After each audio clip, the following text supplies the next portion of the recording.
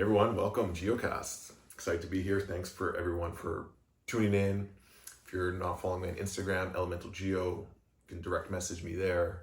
Let me know if you like these episodes, if there's anything specifically you want to talk about or you relate to, or maybe you have a different perspective on. So I recently, just got back from Costa Rica. I'm really grateful to be able to go down there a few times a year and drink plant medicine.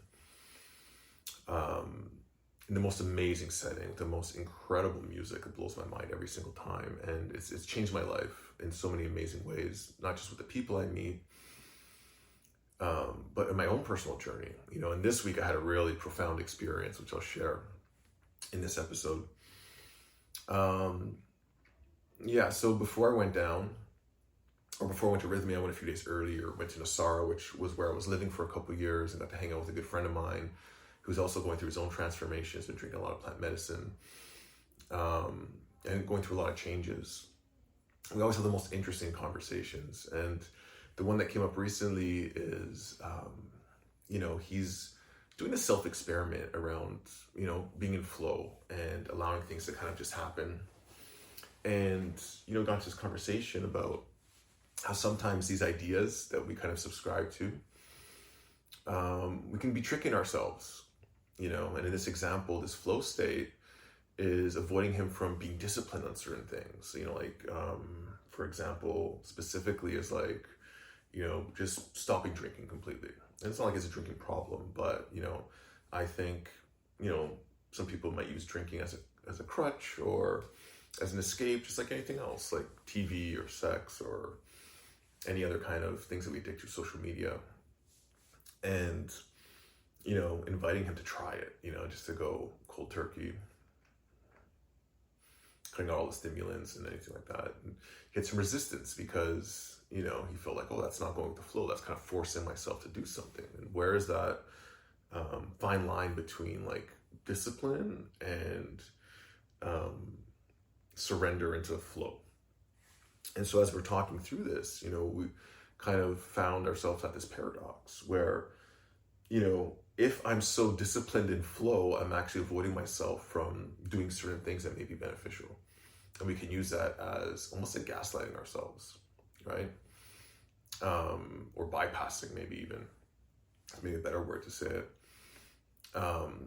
Where, we're using this as an excuse to not give something up because, oh, that'd be forcing myself to do something. It should be natural. And so it was an interesting conversation because I see it in my own life too, when, sometimes I want to avoid conflict when I'm saying like, oh, like I'm just going to be maybe more spiritual, let's say, or, a better person to not kind of bring something up or set a boundary, just, let it go type thing. And I justify it with like, yeah, that's what I subscribe to, or that's what I believe in, that's what I'm kind of focusing on right now. But really the universe is trying to show us things. And I think you have to have some sort of flexibility when we go through life, where it's not always just one absolute or the other. And so, I posed to him, it's like, okay, so like this flow that you're going into, are you using it to avoid, giving up drinking for like 60 days and seeing what happens? And I really kind of challenged him on that and, brought to a point of like, okay, like maybe you're right. Maybe there is something there. And so I encourage you to reflect on your own life, where sometimes our beliefs, where we may think it's like, yeah, doing the right thing, or, this spiritually evolved practice or whatever, are using it as avoiding something that may be the right thing to do. And I think discipline is really important, especially when we do things to avoid discomfort. And discomfort is so important. I talked about in the last episode, that river of misery, and how important it is sometimes to sit in there and to really allow ourselves to feel our feelings, because they're trying to reveal things to us. And so I left that kind of conversation as I went to Rhythmia. And I brought a friend with me to Rhythmia that I met, grew up with, really close friend of mine. And, he went on to be really successful in his work, ended up really picking up some crazy work habits, working 10, 12, 14 hours a day. I think it came down to like his childhood and his dad having that same pattern, just like working all the time, trying to, do better probably for his family. And children have trouble interpreting what that means. You know, when your dad's not around, you might feel like unseen or unheard or not good enough. And, you know, their way of, you know, helping you to be better is telling you, like, oh, like never giving you that kind of approval, wanting you to kind of like be better. And so we never know what their intentions are, but we internalize as, you know, the beliefs we create about ourselves. And so, you know, my friend had, in my perspective, taken on this archetype of the robot. And it's interesting because I see a lot of that, especially with these very successful people that I've seen in my life, become very robotic. And I'm like, what happens in there? And I started like looking at other people that had these same characteristics. And it's funny because they almost turn into a robot, like the way they walk, the way they move. And I think it happens, you know, when you have these childhood wounds, which could be around safety, which could be around you not being seen, not being heard, not being good enough. There's 100 examples, and I'll share some of them. And you stop feeling, and you become like super brain dominant, and you use that brain power, you develop it to avoid those feelings. How do we do that? By being successful, helps us to be seen and heard. By making money, helps us to feel safe. Feeling good enough, by winning, being super competitive, wanting to show others that you are worthy. But we in those cases, we really shut off our emotions, and we can't feel, we can't empathize, we can't, you know, understand. I think a lot of the problem with the world today is a lot of people that became dominant in this capitalistic system, which is perfect for this, which is no feelings, mind, brain power, focus, attention, hard work. But it's never enough, because as soon as you hit that one milestone, you're already looking at the next one. You don't feel anything. It's just like, okay, what's next? What's next? Make $1 million, I make two, make five, 10. And you'll go through your life, and it'll pass you by, and you'll look back, and next thing you know, you're older, you've missed your whole life, and you know, what do you have to show for it other than a lot of money that you can't really take with you?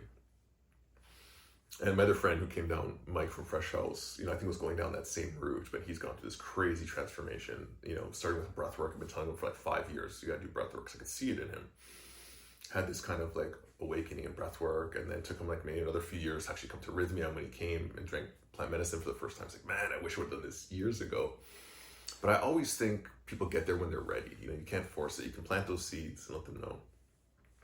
So my friend was the same.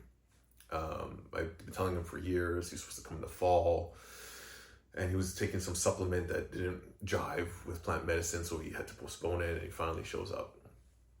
And, I could see like the look on his face. I see this every time. You see like this week there was about 40 people there, which might sound like a lot. It's actually a smaller group for Rhythmia. And the look on people's faces, just this tiredness, this disconnection, this kind of like whatever. And over a week, you see this crazy transformation. But I told my friend, listen, all you got to do is just keep showing up. Every single ceremony, every single day, go to the classes, just really go. And so first night, he goes and drinks 3 cups and nothing happens. And he's just like super frustrated, bored, regretting, coming, like already, he feels bad about, not spending as much time with his kids as he can, because he's working all the time. And like taking a week for himself to do something like this is like crazy. It doesn't like fit into his like cognitive framing of how, life should be when it comes to like work. And second night, drinks 5 cups, nothing happens. I'm like, man, I just see it in him. I'm starting to see some changes, but like, like how is this not working? And I've seen like some people that are so like in here, they resist the medicine in some way, like just they're blocked, completely blocked. But also, I think it's a way of the medicine trying to show them, to let go of control, to really become aware of who they have become. Because that's one of the pillars at Rhythmia is the first thing to see is who you've become, how the experience in your life have made you a certain way. And then they talk about, merging back with your soul and then healing your heart is like the process of these 3 intentions. And it wasn't until after Wednesday night, another friend that I'd met there, a guy named Chris, who had come back this time during my week, he said, and I at the end of the ceremony, he was walking out, and the medicine told him, go back in and you got to talk to someone. And he comes back in, he sits down with my friend, and they have this conversation. I kind of trying to stay away because I see them kind of really connecting on a deep level. And, he shares how he used to run this $1 billion hedge fund. And, as he's connecting with my friend, he's saying, yeah, you're exactly where I was 20 years ago when, I had, 3 kids, and my friend's also a father with young kids. It's like, yeah, I look at pictures from those times, and I have the pictures on the walls, the baseball game with my family. And it's like I have zero recollection. I can't remember any of it because he was so into his business and the stress and the craziness of I can't imagine what it'd be like to try and manage a hedge fund with all that pressure and investors. And that conversation opened something up in my friend. And this is the beauty of doing this work with other people and having these classes, because it's those seeds that are planted, and that connection of seeing yourself in others is super important on this journey.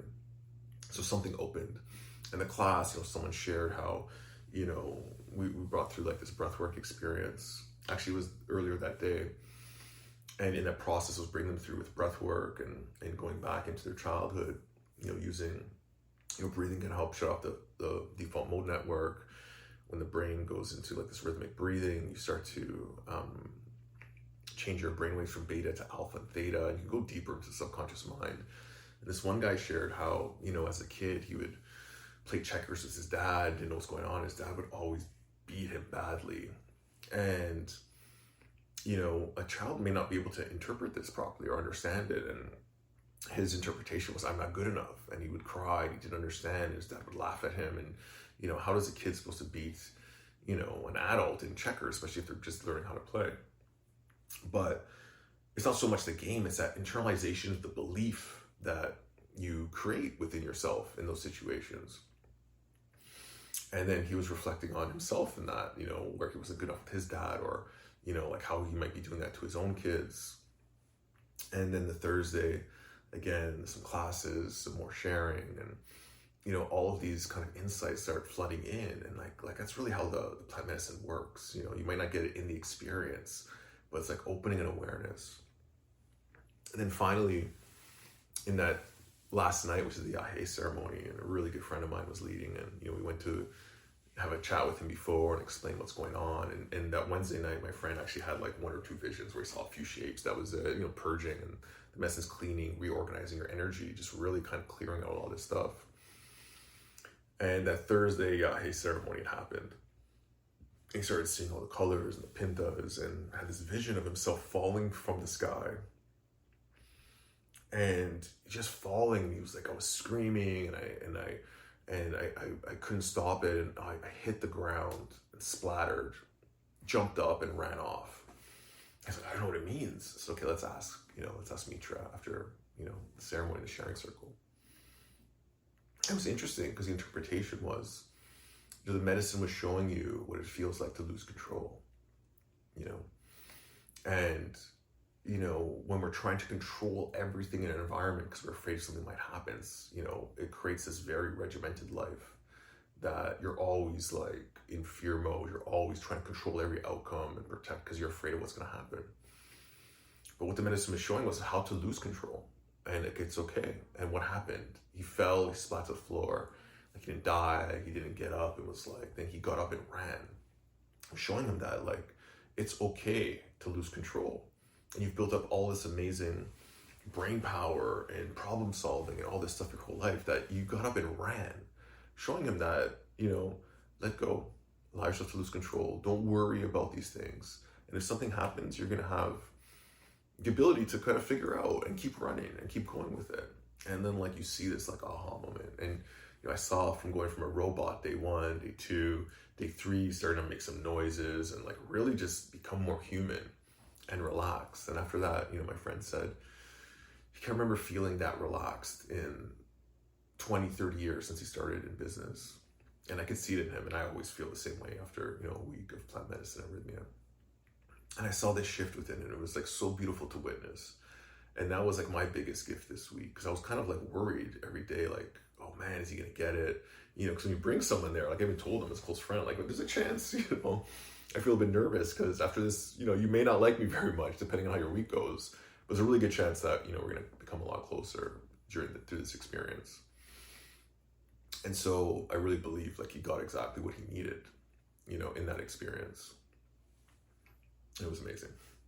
And so for me on the Monday night, I wasn't sure what my intention was. I was listening to the shaman speak in the open talk before, and I just started writing down words that stood out. And, I'd hurt my calf a couple months earlier in that soccer game that I had kind of shared in a previous episode.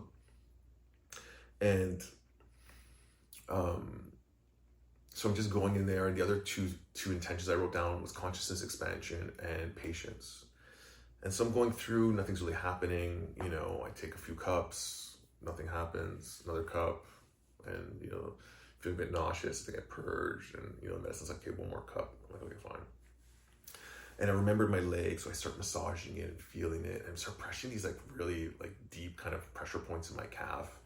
And these weird emotions I start feeling in my body, bringing me back to when I used to play soccer. And my dad was the coach, and we were with a big club, and they didn't like the way it was run, and we left, and a few coaches started this new club, and no one wanted to come there because a lot of the players that were good didn't feel like they were good enough to have a good opportunity to do something in soccer. And so we had all like the leftovers and the guys who were like not as skilled but scrappy. And I remember all this frustration and disappointment of like making it always like we can compete with the best teams, losing close games, And as I'm going through that, I remember, all those feelings, because when I hurt my calf recently, I was playing against these guys I grew up playing, and I was like, playing with other great guys and just showing them, it was like I want to prove myself again.